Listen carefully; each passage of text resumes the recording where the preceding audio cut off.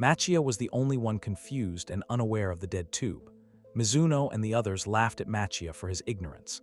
How could Machia not be informed about what he was actually doing? Dead Tube is a game where individuals or groups compete. They must upload videos, and the winner or loser is determined by the number of views generated. Videos with high view counts also earn high income. The ease of making money is what makes Dead Tube attractive to amateurs. However, Mizuno honestly stated that there is a difference between regular videos on Dead Tube and the ones they are making now. Uploaders are allowed to do whatever they can to increase their view count. Machia stared in disbelief. A figure appeared who should have been gone from falling from the school rooftop. Aoshima just appeared in good condition without even a scratch, complete with her uniform still intact. Aoshima then explained that they were in the middle of a game called Dead Tube that allowed them to do anything to increase the view count. The figure who had been sprawled in the schoolyard with a full injury was not the director but Yamada Miko, who had been made over to resemble the director. When Aoshima fell, there was already a prop placed in the classroom right below to stop Aoshima's fall. The body on the ground was made when they pushed Yamada's drugged body down beforehand. Machia couldn't believe what they did. It was so cruel. How could they use a living person when they could have used a dummy? All of this had been carefully thought out by Aoshima and the others. Every effort was made to ensure the authenticity of their film. Aoshima was very dedicated to this project. Aoshima has loved movies since she was little. She constantly stuffed herself with various films. It's not an exaggeration to say that movies were Aoshima's bread and butter, but those movies became less and less compelling. That's because they lack reality. Originally, movies are works of fiction. Even so, the old classics have that sense of danger, as if you were being chased by your own monster. A reality that existed only when an actor was pushed just so to their breaking point. Watching something like that could no longer sustain Aoshima. She was terrified, and her soul was dissipating. Aoshima had shared this before when she said that when the time came, she too could consider self-destruction. It was during that time that she discovered a new sustaining substance, and Aoshima realized she couldn't merely watch, so she'd just make it herself. From those words alone, Machia could conclude that Aoshima's lover wasn't a person but rather the dead tube itself. Aoshima was so convinced that no one could understand them, while her relationship with the crew members was special. So, it wouldn't be wrong for Aoshima to say that her lover was in the club. It could be interpreted that Aoshima had lied to Machia from the start. The director once said that everyone in the film club was involved in the incident. Aoshima later confirmed this statement. In fact, the movie they were currently making was titled The Desperate Stupid Man Who Killed Himself because he was lied to by someone he admired. Starring Aoshima as the woman he admired who lied to him, despairing. Aoshima wanted to film Machia's expression so very much now. Machia then remembered how it could actually be done and agreed upon by everyone in the film club when some people actually passed away. Aoshima then explained that they had cooperated well. There was no coercion on them to disappear, only a mutual agreement. The three who disappeared had previously said that they would disappear happily if they could enjoy Mizuno first. Aoshima honestly didn't know if those words were truly meant seriously, but she still made them happen. The recording and the action took place before they went to the beach. Machia couldn't believe it and asked Mizuno if the girl was okay with such treatment. Mizuno laughed. She was fine. She considered herself an actress who had to obey the director's orders for money. For just a few trivial scenes, Mizuno was paid a large salary of 3 million yen. Mizuno even asked Machia for feedback on her acting. The girl admitted that she couldn't act innocent but wanted to try acting like a girl who liked Machia. Mizuno wanted to experience the sensation of being gang in front of Machia. If that really happened, even Machia would be overcome with anger. Mizuno really wanted to see that happen. Or maybe the opposite, Mizuno suspected that Machia would get carried away by lust and rush home to calm his lust. Machia remained silent. He then asked if Miyazawa was also involved. Miyazawa was someone he considered a good friend from the beginning. Now he suspected that Miyazawa's offer of friendship was also a lie. Machia began to doubt all the kindness he had received. Everyone in the film club was so kind to him, and everywhere he went, he only faced bullying. Because of this incident, Machia began to doubt that his friends in the film club were also just acting. Miyazawa looked down for a moment, a disappointed expression on his face, but seconds later the young man lifted his head and laughed out loud, confirming that everything that had happened so far was just a lie. Maezawa wouldn't want to be friends with someone like Machia. They were Aoshima's love partners. The girl's charm and technique were able to attract Maezawa and his friends to cooperate. They were free to do whatever they wanted with Aoshima as long as they obeyed Aoshima's requests. Unfortunately, Machia lost the opportunity to enjoy Aoshima, who was willing to do it anytime, anywhere, with as many people as he wanted. Machia was truly considered the loser in this matter. Machia grew increasingly depressed, lamenting that all the warmth, youth, and friendship he felt in the film club were lies. Machia was utterly devastated by all the lies he received. At the same time, Aoshima was thrilled to see and record the expressions on Machia's face. Aoshima loved the dead tube. The platform had everything. If they wanted to capture a person's fear of death, then they would just beat that person to death. If they wanted to capture a woman's mental breakdown after being dirtied and violated, then they would just violate her until she broke. The dead tube was a place where they could pursue reality.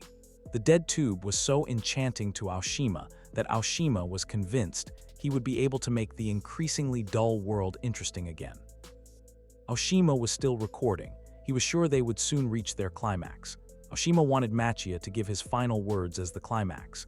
Machia could have done anything, like expressing his hatred, begging for forgiveness, and so on, but all Machia did was get up and go to one side to get something. Machia took the camera he had hidden. With a camera pointed at Aoshima, Machia simply said, "Too bad." Aoshima was stunned and didn't understand. How could his final words, which would be the climax, be just too bad? Without anyone realizing, Mashiro got up behind Aoshima. She staggered slowly and then bit Aoshima's shoulder. Aoshima was very surprised when she found out that Mashiro was still alive. Mashiro laughed happily because, as she said before, this part was only the beginning.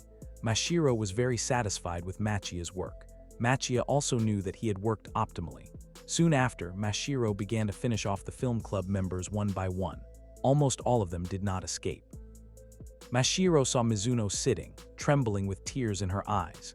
Mashiro came closer, and with her creepy smile, she asked if this time Mizuno was also acting or if she was really scared by Mashiro. Before she could answer, Mizuno immediately felt Mashiro's blow land on her face and injure her nose. It didn't matter to Mashiro whether Mizuno was acting or not. Her goal was much more important.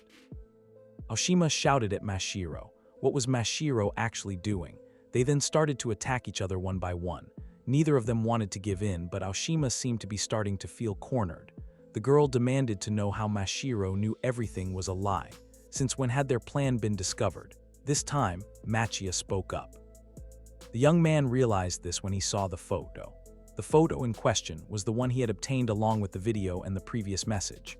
It looked like Mashiro was taking a selfie, but in fact, the photo of Mashiro and the three people held captive behind her was two different photos combined into one frame. Machia was able to recognize the editing because of the difference in resolution between the photo of the three held captive and Mashiro. Mashiro's photo was taken from a video clip they had taken at the beach. They then cut and pasted it and made several adjustments before sending it with Mizuno's video and the threatening message. Aoshima trembled. How could Machia notice that slight difference? Of course, Machia did. He was a cameraman who kept recording all day. When he realized the difference in resolution, Machia was also hesitant and confused about whom he should trust. That's why Machia went along with Mashiro Mai's plans, since she was the one who sent him the photo. Everything there was a prop used to fake Mashiro's death. What happened next was something they already knew. Honestly, Machia was reluctant to suspect anyone. The worst suspicion Machia thought was that Aoshima was also a victim who had been lied to by everyone. But it turned out that the reality was not like that. Aoshima was stunned, realizing she had no chance of winning. She then apologized and begged Machia for her life. Suddenly, Mashiro whispered to Aoshima that their scene was just a little lacking in adult content. Hearing this, Aoshima became enthusiastic, thinking she had a chance of survival. Aoshima began to obey Mashiro's every word.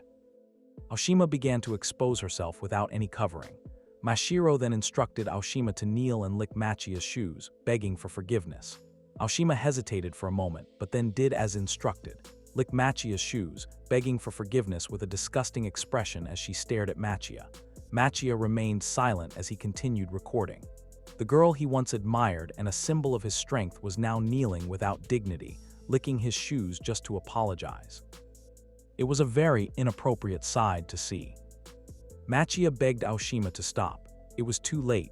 Mashiro asked why she had to stop. She still wanted to insult and trample on Aoshima's dignity before she was eliminated. Aoshima was stunned. She just realized that she would never be forgiven from the start. Mashiro laughed. Why did she have to do this? From the start, they had known that Aoshima would ultimately eliminate himself that day. They tied one of Aoshima's legs with rope and carried her across the rooftop safety railing. Aoshima was left dangling. She begged them not to do it. Mashiro cheerfully left the movie's climax and final words to Aoshima. Aoshima begged Machia to help her, but Machia said he was just a cameraman. He was there to beautifully film everything from beginning to end. For Machia, everything was Aoshima's fault, because everything was based on a lie. From the beginning, Aoshima saved Machia, but in fact, that was also just a lie.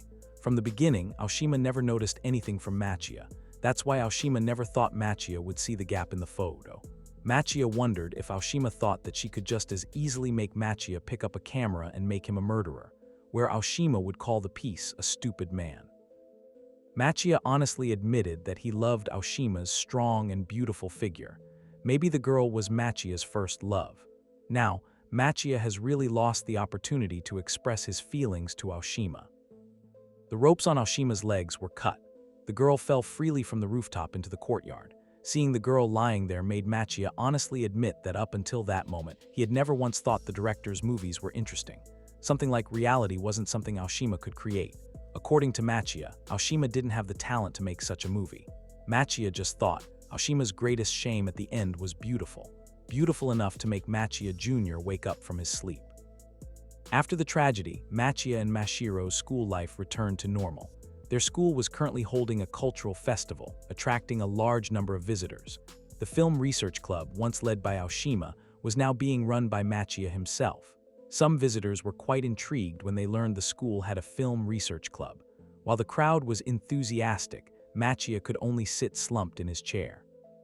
The visitor began to ask what movie the club was showing. Machia stuttered, his speech unclear. The visitor even tried to emphasize his curiosity. Machia was still trembling. The two visitors seemed to be running out of patience because Machia thought he was ignoring them, even though he was on duty as the club's receptionist. Then suddenly, at that moment, Mashiro Mai appeared in her maid costume. Mashiro took over to explain. Mashiro tells the story of how, once upon a time on a faraway island, there lived a woman known as the director who loved old things above all else. The director was so beautiful that any man would fall in love with her. However, she hid a terrible secret. She could only love women. There was one who thought the same way as the director, her follower, the maker. But they faced the harsh opposition of society. In the end, the two women killed everyone who opposed them, and then lived on in a dream world of their own. That was the story Mashiro had invented at the time. Mashiro emphasized that their film would revolve around two women, their love, and the drama that ensues, leading them to live happily in their own dream world. The film is titled The Antique-Loving Queen. This explanation intrigued the two visitors, who even wanted to see it right away. However, Mashiro apologized to them. The two visitors were unable to see the film because, in the end, the film was banned from general screenings. The actress literally passed away during filming. So the film has been archived, never to be seen. The two visitors could only surrender and hurried away. Both felt something creepy from Mashiro. While Mashiro was still waving to see the two visitors off further and further away, Machia, still trembling, demanded an explanation from Mashiro. He wanted to know what kind of situation he was, had, or would be facing. He was annoyed to be the only one who didn't know the situation. Mashiro turned around with a smile etched on her face. The girl again asked what exactly the situation was that Machia wanted to know. Machi raised his voice. He wanted to know the full situation. How could the horrific situation that had just happened yesterday be unknown to anyone except those who experienced it? The police had shown up once before everyone arrived, but everything was in chaos. Everything had been cleaned up, even the evidence. Furthermore, the situation Machia mentioned was also similar to the incident Mashiro had told the visitors earlier. The creator, Machia, the director, eliminated the members because of her love with another woman, then passed away in her dream world of love with the creator, Yamada. Machia wanted to know why Mashiro had changed her story to something so ambiguous. Mashiro smiled silently as she listened to Machia finish his question. Machia continued to talk about how absurd yesterday had been.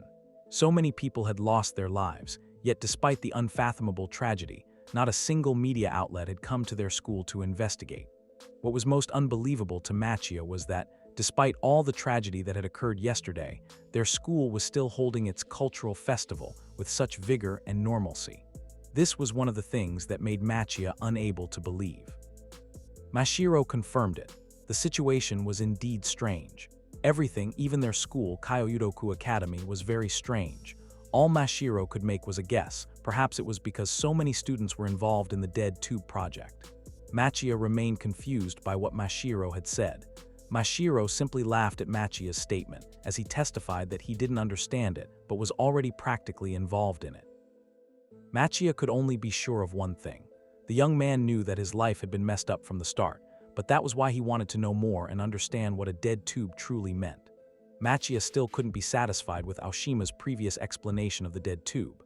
Seeing Machia's desperate curiosity, Mashiro agreed to explain. Honestly, there were things better left unknown and things that needed to be known, but this time, Mashiro resigned himself to grant Machia's question. Mashiro leaned in, pulling Machia closer, so their faces were no more than an inch apart. Mashiro said that if Machia really wanted to know, he should come to her apartment tonight. Mashiro promised to tell, answer, and do whatever Machia wanted. Both agreed. Night had fallen. Machia Hana, Machia's younger sister, was surprised and asked questions when she saw her brother getting ready to go out at an unusual hour. Seeing this situation made Hana feel like she could leave the ice cream at the convenience store if her brother came home later. However, unusually, Machia couldn't promise that he would come home later.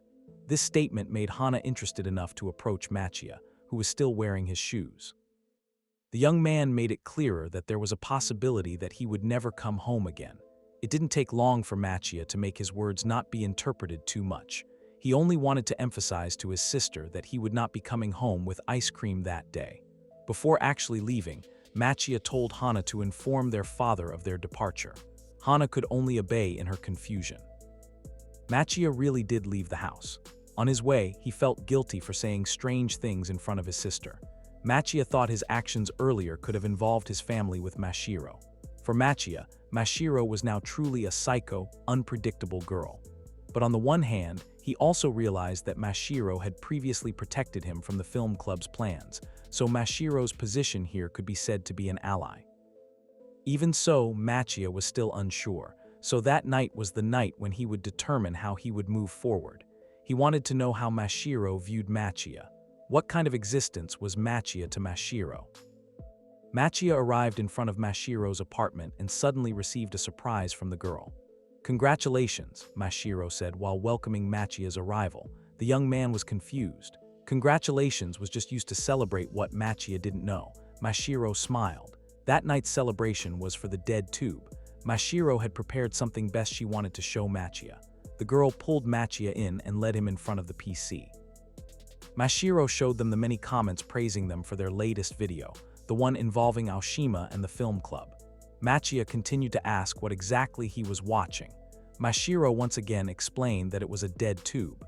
To make the explanation easier for Machia, Mashiro returned to the introductory video, which explained what a dead tube is and its rules. The official mascot of Dead Tube, D-Tube-kun, appeared. D-Tube-kun slowly explained the rules of Dead Tube. The first thing anyone interested in joining needed to do was take a video. Then post that video, and everyone could enjoy the fun. The rules were very simple with extraordinary benefits. If the uploaded video became #1 in video views, there was a special reward for the top pick. For the top views, the first person could win 10 million yen. However, as opposed to the reward, there was also a punishment. If they posted a boring video, their all-important video views would drop to the very bottom. Then all personnel involved in the making of the video would be equally responsible for the fees and crimes, taking it upon themselves. For example, the feeds involved in that filming all 5,620,000 yen, and the crimes are 3 counts of breaking into and entering private property, 4 counts of public indecency, 2 counts of violent crime, 1 count of attempted murder, 7 counts of murder, etc. Machia was silent when he saw this explanation. The explanation continues where in this case, due to dying during the filming process, the punishment will be given to Aoshima, who did not post a video and ended up with 0 views. There is a law that prevents the suspicion or conviction of any dead suspects, but the debt will definitely be taken back from the Aoshima family. So the conclusion is that a dead tube is a place where they can get heaps of money by gathering views. If they can't father, their life will end. Dead tube was that kind of game, so they have to use any means possible to win over and gather views. Law and morals don't matter, just create videos that will draw people's attention. The consequences amount to nothing, they win after all. Machia had understood what and how the dead tube worked. He was simply at a loss for words. He understood that it would be a big deal if they could move this much money and stop the police and media from interfering. Machia understood that, but there was one thing he still wondered about. Mashiro was confused about what his partner was still confused about. Machia looked down dejectedly and expressed his incomprehension about why, of all people, he had to get involved in the situation.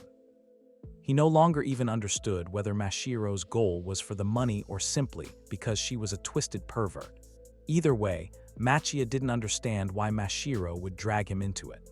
Machia was sure that Mashiro could do it alone and didn't really need his help. There was only one reason why the girl involved Machia in a dead tube with her. That reason was because Machia was someone who filmed Mashiro the most beautifully. Mashiro was sure that there was one important thing needed to keep winning the game. That thing, Mashiro could guess, was an excellent cameraman. An excellent cameraman is someone who will never take their eyes no matter how cruel the things happening in front of them are. Not just someone who opens their eyes, but someone who will film the film well. And that person, according to Mashiro, was Machia. Mashiro's words were even directly proven by comments on the livestream. One thing that convinced Mashiro even more was that Machia seemed excited when he had to film something creepy. Even in the final moments, director Machia had recorded a rather moving moment, even Machia Jr. standing upright. Mashiro whispered to Machia to admit that he, too, was a pervert. Mashiro took over the mouse and PC and was excited to show Machia their next target. Mashiro asked Machia to take a good look at the face displayed. They had to remember it well. Machia was confused and asked why. Mashiro then replied that the person in the portrait was their next target. She was the sacrifice named Betsukiiri. Machia again asked what sacrifice meant. Mashiro explained in his own way that a person not participating in Dead Tube was to be filmed one-sidedly by others. Mashiro wanted to know what would happen. Unfortunately, Machia didn't know either. Mashiro said that within a week, Machia should understand it. A week passed. Machia suddenly received news that his homeroom teacher would have to change shifts. Therefore, starting that day, a substitute teacher was assigned. The substitute teacher was named Betsukiiri. Machia's homeroom teacher was suddenly replaced with a female teacher named Betsukiiri. Machia's classmates praised Betsukiiri's appearance, whose eyes looked like mixed-race irises, with a proportional body shape, a small face, and a good style. While everyone was captivated by Betsukiiri sensei's appearance, Machia looked shocked to the point of silence. He couldn't possibly mistake someone. Machia remembered very well that Betsukiiri, who was now in front of his class, was the same person Mashiro had shown him as the next target of the Dead Tube, the sacrifice. The appearance of Betsukiiri sensei signaled the start of the round-robin session that day. Machia was convinced that there were other participants from his class as well. Machia began to ponder who might be involved if they were in his class. Participants might have cameras, and in this modern era, almost every cell phone has one. There were also many variations of concealable mini cameras at that time. It would be easy to use such a camera in a hidden location. The students began to be interested in asking their new teacher questions. Betsukiiri sensei also didn't seem to mind being bombarded with questions by her new students. One by one, they began asking personal questions like her age, favorite artists, cooking skills, and all kinds of questions that made her quite overwhelmed to answer. One question came to Betsukiiri sensei again, and that question was about how many people she had slept with. The question immediately made all the students turn towards the student who asked the question. That student was Miwa Hani. Seeing her teacher remain silent, Miwa repeated her question. How many people had engaged in adult scenes with her? Betsukiiri sensei was shocked, and with a confused and embarrassed expression, said that, of course, she couldn't answer such a question. Miwa laughed. What made her teacher unable to do that? They were now at an age where they no longer needed to be embarrassed about discussing such matters.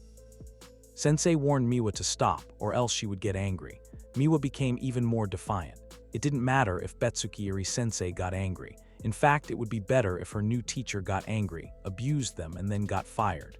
Both of them were silent, one with a puzzled look, the other with a look of anticipation. The teacher then answered Miwa's question by saying that she had only ever slept with one person. Miwa laughed, laughing at Betsukiri-sensei's answer, which also described her sensei's love life. Her teacher took Miwa seriously, explaining that for her, love isn't about quantity but quality. With Miwa's attitude, her teacher used Miwa as an example of someone who only pursues numbers and has only ever experienced low-quality love. Miwa wasn't discouraged. She wanted to emphasize that her teacher meant that Betsukiri-sensei had found a high-quality type of love. This was confirmed by her teacher. Feeling that she had strayed too far from the topic of the lesson, the teacher stopped the question-and-answer session to refocus on the topic. The next day, Miwa appeared wearing a famously expensive ring. Her friends couldn't take their eyes off the ring on her finger. How the girl could have such a beautiful ring when they were just ordinary students became a big question for her classmates. Miwa said that she had an acquaintance who allowed her to get the ring for 300,000 yen.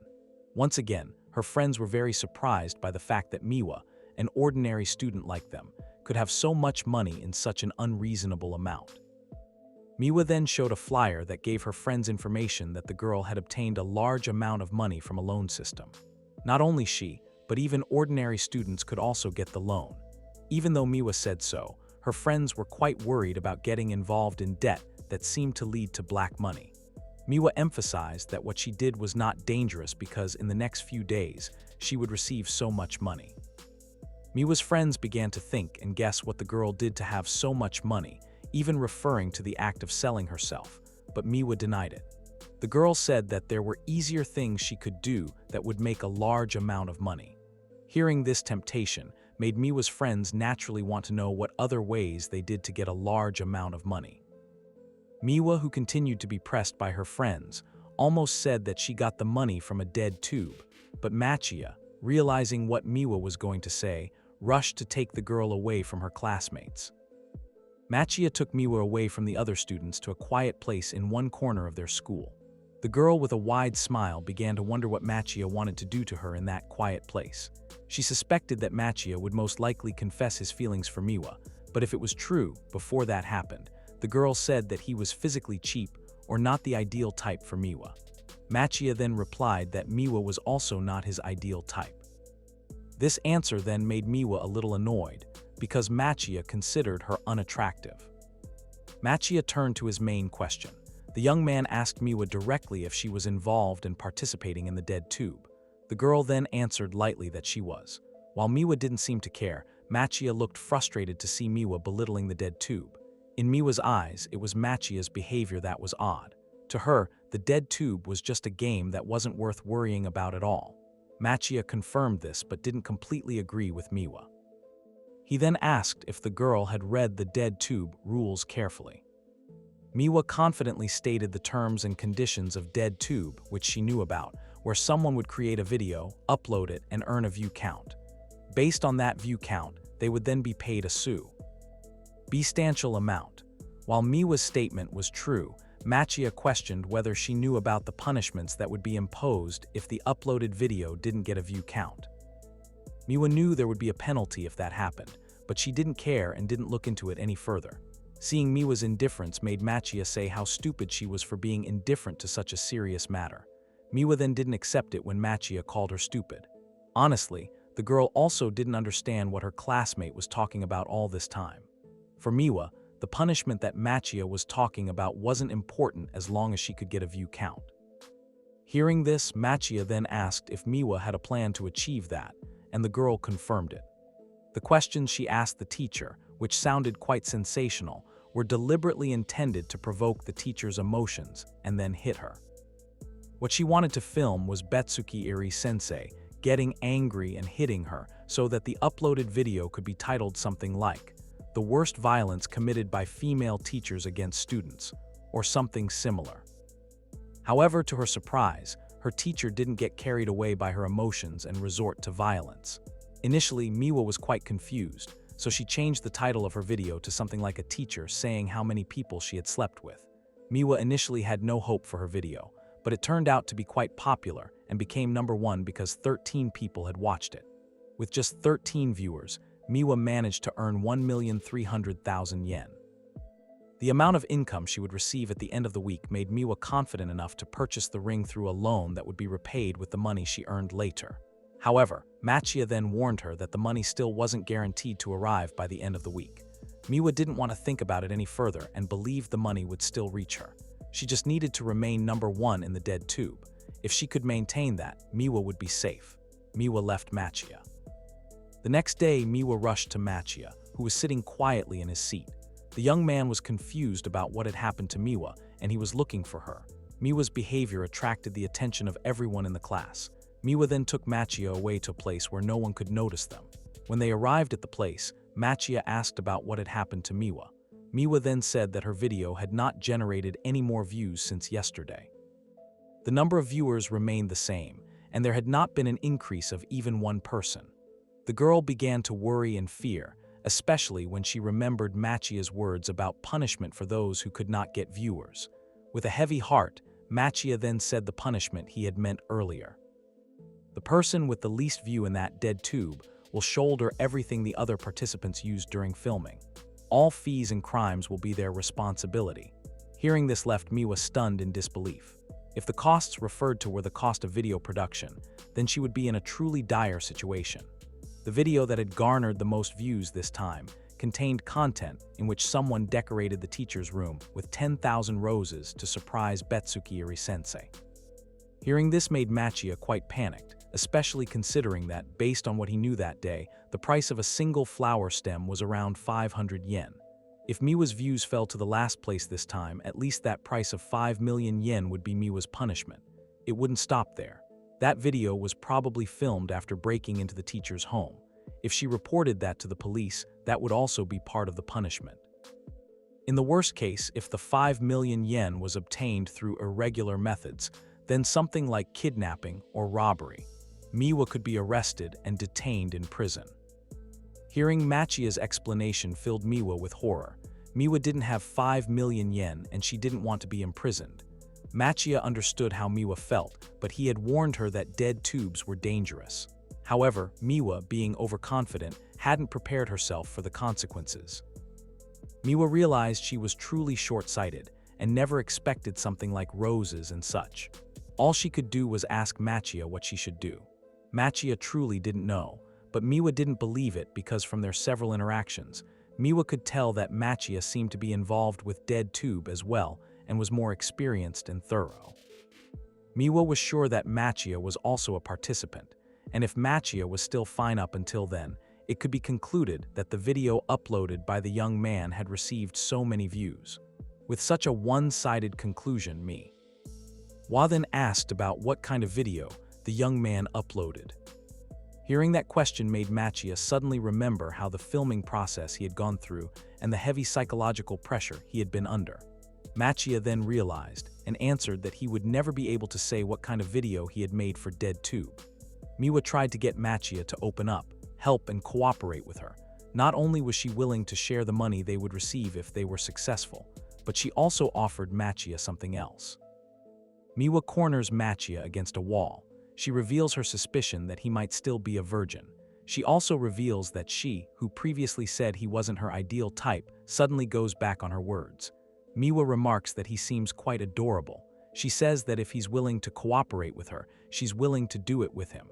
Manhwa further corners Manhwa and tries to arouse his desire. Manhwa's hands begin to explore his body, but Mashiro suddenly appears between them and declares Manhwa her partner.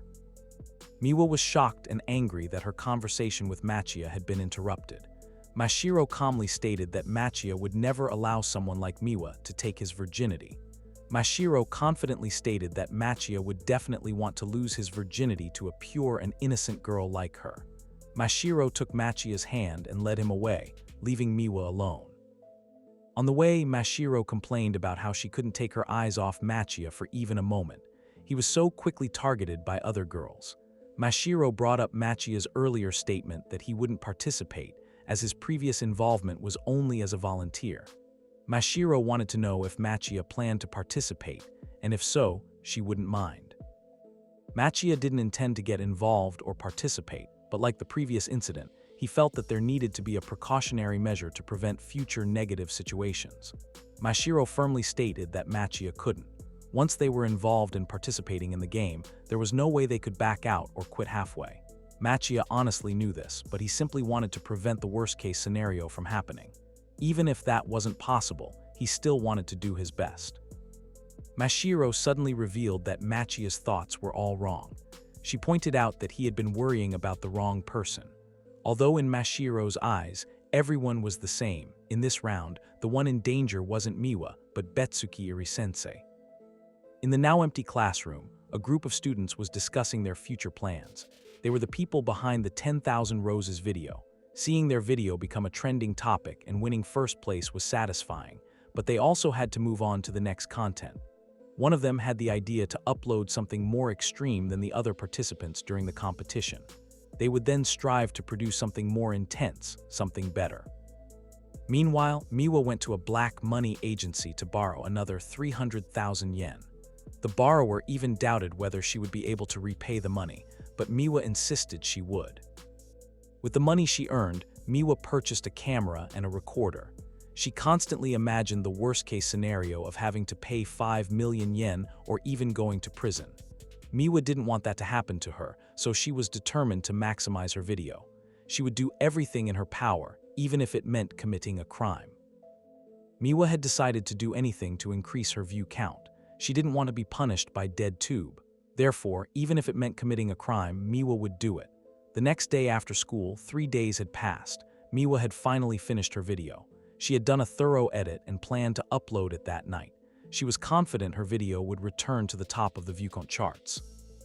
As she was leaving her video editing room, Miwa accidentally bumped into Machia. Machia seemed confused as to how Miwa could have come out of the teacher's restroom, even carrying a laptop. Miwa looked shocked. Machia suspected that Miwa must have recorded something in the teacher's restroom. Miwa looked irritated and ordered Machia to be quiet. What she was doing had nothing to do with Machia unless the young man decided to join her team, but Machia was still the same as before. He didn't want to get involved. Therefore, Miwa reiterated to Machia to be quiet. Machia tried to explain to Miwa that if some really intense videos were filmed, they'd probably delay uploading them until the last moment. There was still some time left until the upload deadline. If a more interesting video were uploaded at the last minute, Miwa's defeat would be inevitable. Miwa grew increasingly irritated by Machia's words. The young man stammered, saying that the last time he had also recorded something worse. Miwa wondered what kind of thing could be worse than the recording he had made. After realizing it, he just EPT quiet and left, saying that he would think about it. Machia lowered his head, unable to look at Miwa as she left. That evening, Miwa's video was uploaded. Machia had even seen it that night. The footage captured Betsuki-sensei performing her toilet duties. The content immediately garnered a large number of views from viewers with curious tastes. In her room, Miwa seemed delighted to see the video's increasing view count. She felt she had done the right thing by ignoring Machia's words. Miwa was confident that with the type of content she had uploaded, her opponent wouldn't dare do anything more extreme than what she had done. Machia, still staring at the dead tube desktop, was quite concerned about the situation Miwa would face, as he knew her opponent had undoubtedly seen the video she had uploaded. Sure enough, Miwa's opponent had just finished examining the type of video uploaded by her competitor. Miwa's competitors were a group of 4 students who were also willing to do even more extreme things than Miwa had done. Their mindset was that they had to do these things to win. The next day, with 2 days left until the dead tube event deadline, the morning should have been a peaceful start for everyone, but a female student suddenly panicked and called Betsuki-sensei. When the teacher came and checked the class, the blackboard was already full of indecent adult photos of Betsuki-sensei. Betsuki-sensei rushed to get rid of them. Misfortune after misfortune continued to happen to Betsuki-sensei, signaling that the competition for shooting videos for dead tube had begun. From harassment to violence, everything happened to Betsuki for the sake of Miwa's view count and her competitors. Miwa was still quite confident that she would win, although feelings of anxiety continued to haunt her. That day, Betsuki-sensei even ended up in the infirmary due to the violence he received from a student. When he woke up, Machia was already there to talk to his homeroom teacher. Machia tried to explain that if Betsuki-sensei continued to remain silent about the various things that happened to him, the worst possibility of the pass of the female teacher could happen. Machia tried to convince his homeroom teacher that the various accidents and pranks that had happened and been experienced by Betsuki-sensei were not coincidences, but were indeed planned.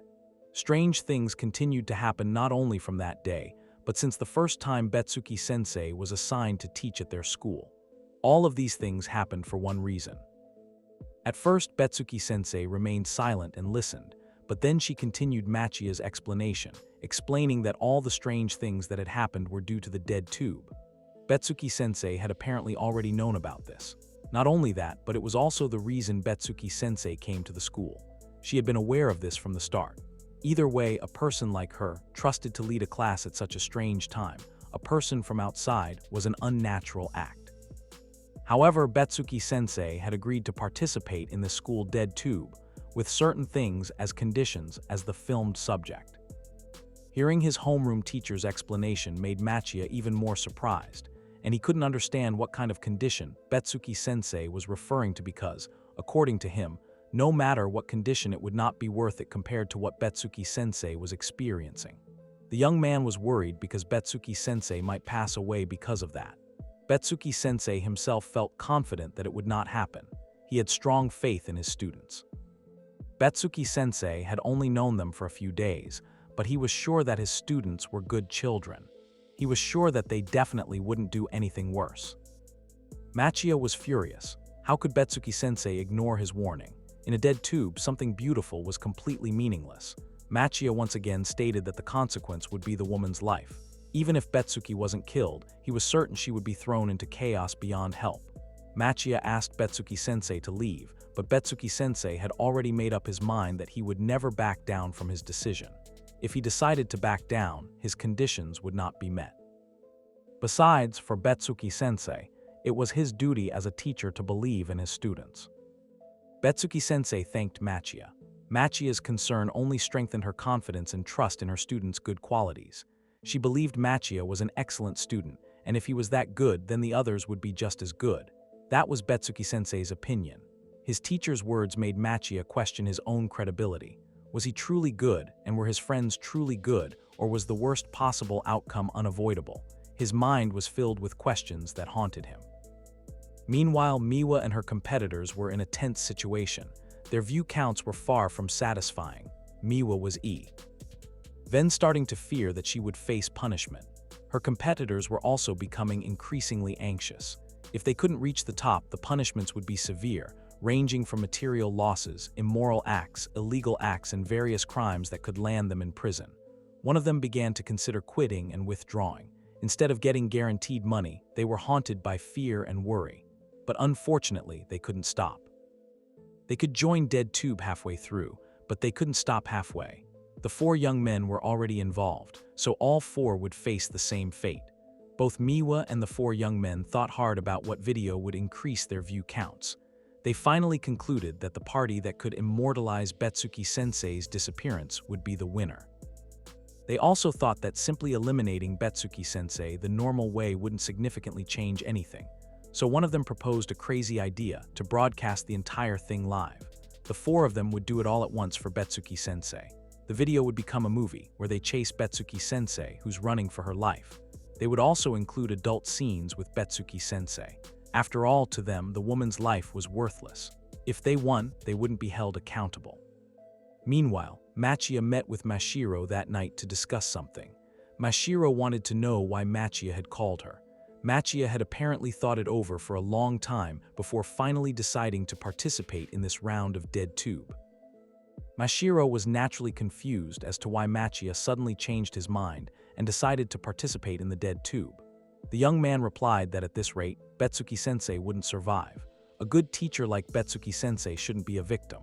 Furthermore, Machia wanted to save Miwa if possible, as she had participated in the dead tube without knowing anything. From Machia's words, Mashiro concluded that the young man decided to participate out of mercy. Machia confirmed this, but Mashiro didn't believe him. The girl knew Machia was lying, and that his deepest desire was that he actually wanted to record everything that happened to Betsuki-sensei with his own camera. Machia paused for a moment, but then firmly denied that it was not his intention. Mashiro laughed and said it was a lie. However, the role of savior for Mashiro didn't suit Machia. Machia wants Mashiro to believe him, so he vows that even if he participates, he will remain silent and not record. He will be on Miwa's side and be her supporter. Machia will strive to increase Miwa's view count until she reaches the top. Mashiro understands Machia's choice. In the end, the young man chose to be a knight on a white horse. Although his intentions are good, he still needs a mature method and plan. Mashiro asks about how and what Machia will do, because the deadline for this dead tube is only 1 day away. Machia had already decided that he would do the same thing they did with the film club before. Hearing this made Mashiro quite interested. They then went to see Betsuki-sensei and gave him a stun gun for her protection. Betsuki-sensei was very surprised when Machia suddenly came with Mashiro and gave him the item. Machia tried to explain that the time for the dead tube was only 1 day left, tomorrow.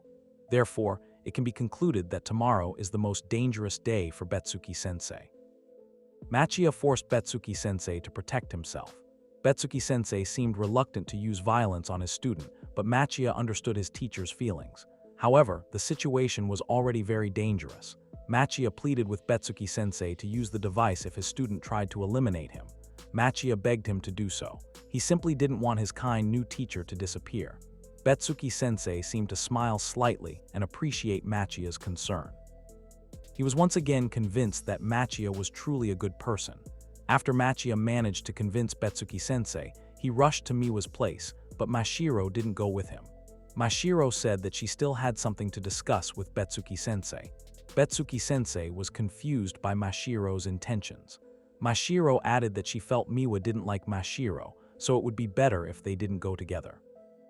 In her room, Miwa looked confused and scared. She wasn't confident in her ability to eliminate Betsuki-sensei, and she also knew that her competitors were working in groups.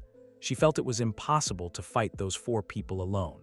Suddenly, just as her thoughts were getting more and more confused, Miwa's cell phone rang.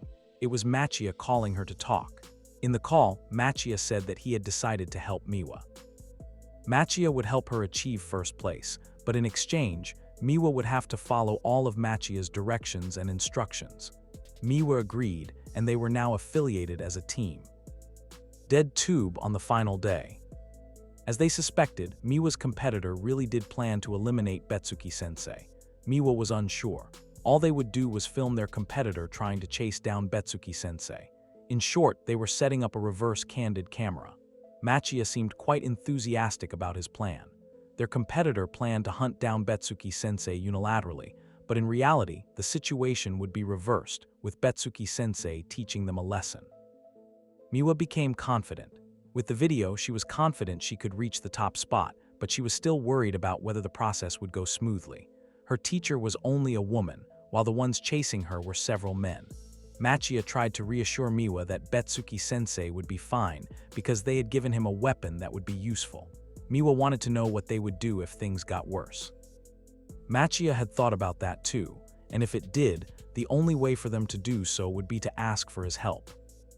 Betsuki-sensei has entered the filming range. Machia reminds Miwa again that he understands the girl has a lot of worries, but if they really want to win, then no matter what, Miwa must not stop filming. The setting is their arrival at school.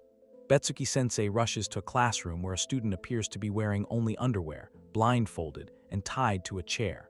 Betsuki-sensei immediately rushes to help his student, but 3 other students appear with wide smiles. The 4 students are Miwa and Machia's competitors. The 4 young men immediately began a live broadcast on Dead Tube. Machia also signaled for Miwa to begin filming. The 4 young men had successfully ripped off Betsuki-sensei's clothes, revealing a bit of her upper body. The 4 gave Betsuki-sensei time to escape, but Betsuki tried to convince her students. She tried to believe them, but on the count of 3, the woman gave up and ran away. The students waited for the countdown to finish before rushing after Betsuki-sensei. Shortly after, Machia instructed Miwa to join in the chase. Betsuki-sensei ran quickly, but the boys still managed to catch up. A block of wood landed on the woman's back, sending her crashing to the ground. The four boys laughed with delight. Their prey seemed unable to escape them. Before she could finish feeling the pain in her back, the clothes supporting her assets tore, exposing them. Each of the young men held Betsuki-sensei's hands and feet.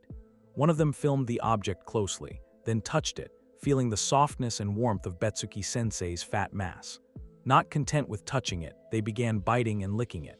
Betsuki-sensei, overwhelmed by the stimulation, could no longer resist and could only collapse limply and resignedly, being touched by her four students. Miwa felt horrified and disgusted by the situation.